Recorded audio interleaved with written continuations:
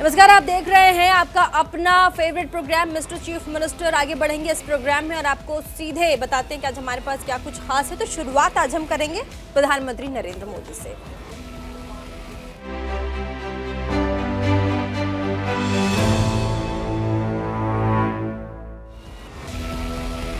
प्रधानमंत्री नरेंद्र मोदी ने green growth पर बजट के बाद पहले वेबिनार को संबोधित किया। उसके बाद उन्होंने कहा कि यह बजट भारत को वैश्विक हरित ऊर्जा बाजार में एक अग्रणी खिलाड़ी के तौर पर स्थापित करेगी। उन्होंने कहा कि ऊर्जा जगत से जुड़े सभी हितधारकों को भारत में निवेश करने के लिए आमंत्रित उन्होंने किया। प्रधानमंत्री ने कहा कि हरित विकास और ऊर्जा संक्रमण के लिए भारत ने 3 स्तंभ स्थापित किए हैं। इनमें से नवीनीकरणीय ऊर्जा उत्पादन में वृद्धि, जीवाश्म ईंधन के उपयोग को कम करना, गैस आधारित अर्थव्यवस्था के साथ आगे बढ़ना शामिल होगा। आपको बताते चलें कि प्रधानमंत्री मोदी वीडियो कॉन्फ्रेंसिंग के जरिए इस कार्यक्रम से जुड़े थे। प्रधानमंत्री ने इस कार्यक्रम में क्या कुछ महत्वपूर्ण कहा है, एक बार जरा आपको सुनवा भी देते हैं। 2014 के बाद से भारत में जितने भी बजट आए हैं उनमें एक पैटर्न रहा है। पैटर्न ये है कि हमारी सरकार का हर बजट वर्तमान चुनौतियों के समाधान के साथ ही न्यू एज रिफॉर्म्स को आगे बढ़ाता रहा है। ग्रीन ग्रोथ और एनर्जी ट्रांजिशन के लिए भारत की रणनीति के 3 मुख्य स्तंभ रहे हैं। पहला, रिन्यूएबल एनर्जी का प्रोडक्शन बढ़ाना। दूसरा, अपनी अर्थव्यवस्था में फोसिल फ्यूल का इस्तेमाल कम करना। और तीसरा, देश के अंदर गैस बेस्ड इकोनॉमी के तरफ तेज गति से आगे बढ़ना। इसी रणनीति के तहत चाहे इथेनॉल ब्लेंडिंग हो, पीएम कुसुम योजना हो, सोलर मैन्युफैक्चरिंग के लिए इंसेंटिव देना हो, रूफटॉप सोलर स्कीम हो, कोल गैसिफिकेशन हो, बैटरी स्टोरेज हो, बीते वर्षों के बजट में अनेक महत्वपूर्ण घोषणाएं हुई हैं। इस साल के बजट में भी इंडस्ट्री के लिए ग्रीन क्रेडिट्स हैं, तो किसानों के लिए पीएम प्रणाम योजना है। इसमें गांवों के लिए गोवर्धन योजना है, तो शहरी क्षेत्रों के लिए व्हीकल स्क्रैपिंग पॉलिसी है। इसमें ग्रीन हाइड्रोजन पर बल है, तो वेटलैंड कंजर्वेशन पर भी उतना ही फोकस है। ग्रीन ग्रोथ को लेकर इस साल के बजट में जो प्रावधान किए गए हैं वो एक तरह से हमारी भावी पीढ़ी के उज्जवल भविष्य का शिलान्यास है। Friends, Bharat renewable energy resources में जितना कमांडिंग पोजीशन में होगा उतना ही बड़ा बदलाव वो पूरे विश्व में ला सकता है। और अब बात छत्तीसगढ़ की कर लेते हैं। यहाँ पर कांग्रेस नेता पवन खेड़ा की गिरफ्तारी को लेकर के मुख्यमंत्री भूपेश बघेल ने बयान दिया। उन्होंने कहा कि पवन खेड़ा को विमान से उतारना दर्शाता है कि बीजेपी कांग्रेस महाधिवेशन से डरी हुई है, इसीलिए हमारे नेताओं को छत्तीसगढ़ आने से भी रोक रही है। मुख्यमंत्री भूपेश बघेल ने यह भी कहा कि बीजेपी चाहे जितनी भी कोशिश कर ले, लेकिन हम डरने वाले नहीं हैं। हर हाल में कांग्रेस का अधिवेशन सफल होगा। दरअसल कांग्रेस नेता पवन खेड़ा ने प्रधानमंत्री नरेंद्र मोदी के पिता पर विवादित बयान दिया था। इसके बाद दिल्ली पुलिस ने आज उन्हें रायपुर जाने के पहले एयरपोर्ट से गिरफ्तार कर लिया। इस पर तमाम कांग्रेस नेता बीजेपी पर हमलावर हो गए। इसे बीजेपी की तानाशाही भी करार दिया। हम आपको बता दें कि महाराष्ट्र में जाने माने नेता संजय राउत ने घोषित इमरजेंसी तक की बात कह दी। देखिए, एक तरफ भारतीय जनता पार्टी की जो केंद्र सरकार है वो राज्य में हमको डिस्टर्ब कर रही है कि हम ठीक से आयोजन ना कर पाए। इसके लिए तमाम हमारे जो कार्यकर्ता हैं, पार्टी के पदाधिकारी हैं, उसके घर में रेड डाला गया। सरकार को डिस्टर्ब करने के लिए 3 कार्यालय में कल फिर से रेड डाला गया। अभी तक के उनकी जांच चल रही है। वो अधिकारी कर्मचारी किस हालत में है, ये मेरे लिए बड़ी चिंता की बात है। दूसरी बात यह है कि जो हमारे मेहमान आ रहे हैं, जो प्रवक्ता हैं, उसको रोका जा रहा है। और ऐसा कोई बड़ा अपराध नहीं है जिसके कारण से उसको प्लेन से उतारा जाए क्योंकि उद्देश्य से भाग रहे, ऐसी कोई स्थिति नहीं है। इतना बड़ा कोई अपराधी नहीं पवन खेड़ा जी, वेल नोन पर्सनालिटी हैं, रोज मीडिया में आते हैं। तो जिसको कोई ना जानता हो वो छुप जाए, ऐसी कोई ऐसी शख्सियत भी नहीं है। लेकिन उसको वहां से प्लेन से उतारा जाना, इसका मतलब ये है कि भारतीय जनता पार्टी इस महाधिवेशन से बेहद डरी हुई है। किसी न किसी माध्यम से इसको डिस्टर्ब करना चाहती है, असफल करना चाहती है। लेकिन मैं कहना चाहूंगा कि कांग्रेस के कार्यकर्ता और आयोजन समिति के सब साथी इससे और मजबूती के साथ उसमें डटे हुए हैं। और देश भर के जो कार्यकर्ताओं के जो संदेश आ रहे हैं वो यही है कि यह महाधिवेशन सफल होकर रहेगी। ये इतना बड़ा अपराध तो नहीं है कि आप प्लेन से उतार लें। और जहां तक कि भारतीय जनता पार्टी के लोग शुरुआत तो इन्होंने की, सोनिया जी के बारे में पता नहीं क्या क्या कहा, और राहुल जी के बारे में क्या क्या नहीं कहा, हमारे पूर्व प्रधानमंत्री मनमोहन सिंह जी के बारे में क्या क्या नहीं कहा। भारतीय जनता पार्टी के यहाँ स्थानीय के लोग, स्थानीय जो इनके पूर्व मुख्यमंत्री रमन सिंह, मुझे तो कुत्ता, बिल्ली, चूहा, पता नहीं क्या क्या बोले, राक्षस बोला। लेकिन हमने तो कोई कार्रवाई नहीं की। और शुरुआत तो भारतीय जनता पार्टी की तरफ से हुई। यदि ये मर्यादा खुद नहीं लांघते, प्रधानमंत्री जी ने क्या कहा, कि अमित शाह जी ने क्या क्या, उनके राष्ट्रीय नेताओं ने क्या कहा, सारे लोगों ने हमारे राष्ट्रीय नेताओं के खिलाफ में ऐसे सदन के भीतर और सदन के बाहर भी इन लोगों ने बात कही है। तो जब शुरुआत उन्होंने कही है तो निश्चित रूप से जब सूरज की तरफ थूकेंगे तो चेहरे में ही गिरेगा। तो उसके लिए तो तैयार होना चाहिए। जब आप किसी तरफ उंगली उठाते हैं तो 3 उंगली तो अपने तरफ उठती है। और इतना बड़ा अपराध नहीं है कि आप रोक लें, मतलब उसको प्लेन से उतार लें। पहले भी कर सकते थे, बाद में भी कर सकते थे, लेकिन अभी करना, इसका मतलब ये है कि आप उसे अधिवेशन से जाने के रोकने के लिए, अधिवेशन को असफल करने के लिए सारा कवायद है, ये सारा षड्यंत्र है। और ये निम्न स्तर का है। अरे हम अंग्रेजों से नहीं डरे जी, तो इनसे क्या डरेंगे? हमारे पूर्वज अंग्रेजों लड़े, उसके जेल गए, गोलियां खाई, लाठी पीठ में झेला है, तो और उसके बाद आजादी दिलाई है। तो इनके जो अंग्रेजों को मानने वाले से डरने वाले नहीं हम लोग। तो वहीं इस पूरे मामले के बाद राजस्थान के मुख्यमंत्री अशोक गहलोत कांग्रेस नेता पवन खेड़ा की गिरफ्तारी पर बुरी तरह से बिफर गए।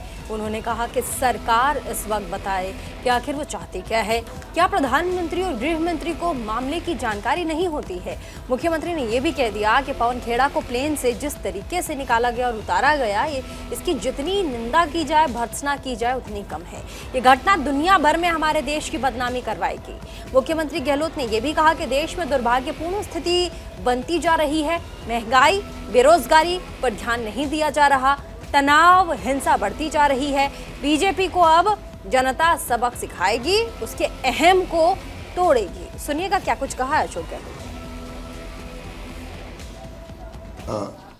संवत पहली घटना है जब एयरपोर्ट के अंदर प्लेन से जो है जिस रूप में उतारा गया पवन खेड़ा जी को अरेस्ट करने के लिए, आसाम पुलिस आकर के उतार रही है।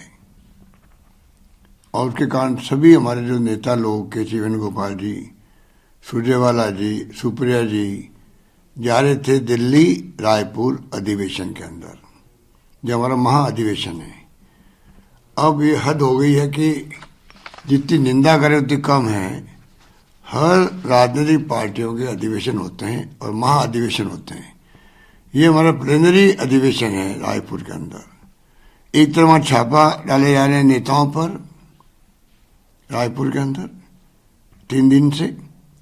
आज इतनी बड़ी घटना हुई कि आप जिस रूप में पवन खेड़ा जी को उतारा गया, उसके प्रोटेस्ट में सभी नेता लोग उतर गए, वहां धरना दिया है। ये घटना देश नहीं दुनिया भर के अंदर हमारे देश की बदनामी करवाएगी। ये सरकार चाहती क्या है? क्या प्रधानमंत्री जी को, गृह मंत्री जी को नॉलेज में नहीं है? ये कोई मान सकेगा इस बात को? क्या उनके बगैर नॉलेज के इस प्रकार को हिम्मत कर सकता है? बहुत दुर्भाग्यपूर्ण स्थिति बनती जा रही है देश के अंदर। इसलिए बार बार कहते हैं कि लोकतंत्र को खतरा हो रहा है, संविधान की धज्जियां उड़ रही है। राहुल गांधी जी का मकसद जो था भारत जोड़ो यात्रा का, क्या था? यही तो था। महंगाई और बेरोजगारी पर ध्यान दिया नहीं जा रहा है, तनाव बढ़ता ही जा रहा है, हिंसा बढ़ती जा रही है। वो प्रेम की बात करते हैं, अहिंसा की बात करते हैं। तो बहुत दुर्भाग्यपूर्ण स्थिति बनती जा रही। मुझे बहुत चिंता लगी हुई है कि ये किस रूप में देश की दिशा में जाएगा, किसी को नहीं मालूम है। अहम घमंड काम नहीं आएगा इनका।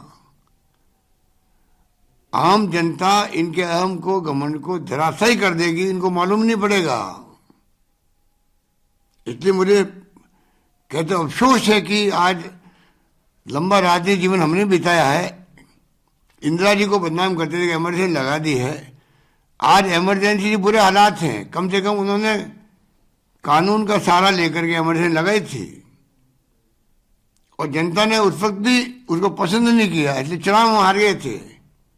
ये तो बिना घोषित किए हुए इमरजेंसी बड़ी लगा दी है।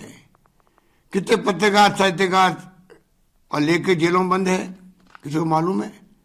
केरला का पत्रकार आया था, वो 1.5 साल बंद रहा, सुप्रीम कोर्ट से उसको जमानत मिली है। क्या क्या हो रहा है देश के अंदर, बहुत चिंताजनक बात है। देशवासियों को मैं समझता हूं इन बातों में गौर करना चाहिए, चिंतन करना चाहिए, मनन करना चाहिए। मुख्यमंत्री अशोक गहलोत ने एक बार फिर से ओल्ड पेंशन स्कीम को लेकर के भी आज बयान दिया। उन्होंने कहा कि बुधवार को अलवर में एक शादी में मुख्यमंत्री गहलोत गए थे। उन्होंने वहां कहा कि राज्य सरकार की ओर से शुरू की गई पुरानी पेंशन योजना रुकने वाली नहीं है। केंद्र सरकार की ERCP को भी राष्ट्रीय परियोजना घोषित करना पड़ेगा। साथ ही गहलोत ने कहा कि ERCP वसुंधरा सरकार की बनाई हुई योजना है और हम इसे आगे बढ़ा रहे हैं। इसके लिए केंद्र सरकार को आगे आना चाहिए और साथ ही मदद करनी चाहिए। योजना चलेगी, लाभ मिलने लग गया। 600 लोगों को लाभ मिल चुका अभी तक। OPS लागू हो गया है, लाभ मिल रहा है। ह्यूमन राइट कमीशन ने आलोचना करी NPS की। CNAG ने कहा नियम कायदे बने नहीं अभी तक, तो वो आलोचना कर रहा है।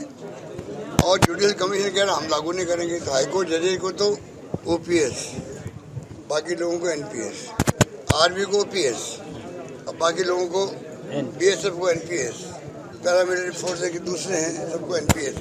ये भेदभाव नहीं चलना होता। दिल्ली हाईकोर्ट ने फैसला दिया है कि हम मंजूर नहीं करेंगे, आप इनको दीजिए, सबको OPS दीजिए।